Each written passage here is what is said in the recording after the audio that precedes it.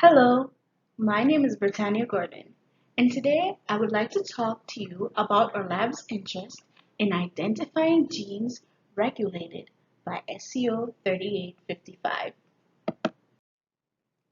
SCO3855 is a highly conserved rhomboid protease that hydrolyzes peptidic bonds and is involved in signaling mechanisms. Our interest in this gene stems from its abundance and the mystery that lies behind it, as much is unknown about the role of bacterial rhomboid proteases.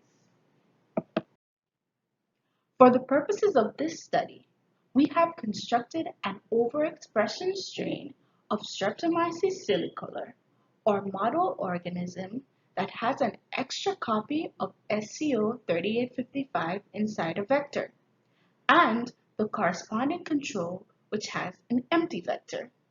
Lastly, the wild type was included as a necessary precaution. The comparison of both the overexpression and the control strains will allow us to shed light into the role of this rhomboid gene. The first step of the process was to isolate RNA from all three strains. To ensure our results were statistically significant, this was done in triplicates. All the strains were subjected to identical conditions, and RNA was extracted at two different time points, 24 hours and 48 hours. To extract RNA, the cells were lysed open and nucleic acids were bound to a band. To remove DNA from the band, it was washed, and then the remaining RNA was eluted. The concentration of RNA in each sample was measured using a nanospectrometer, and the curves like the image on the right were obtained. Looking forward, the rest of our work will be done using Galaxy, which is an open source web-based platform for data-intensive biomedical research.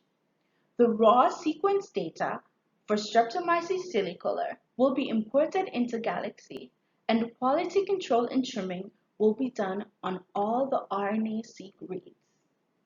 After the reads are mapped to the reference genome, the differential gene expression will be analyzed. With all the work that has been done, and that is to be done in the future, it is important to acknowledge the contributions of all the people and organizations that have made it possible. Thank you to all the listed benefactors, and thank you all for listening.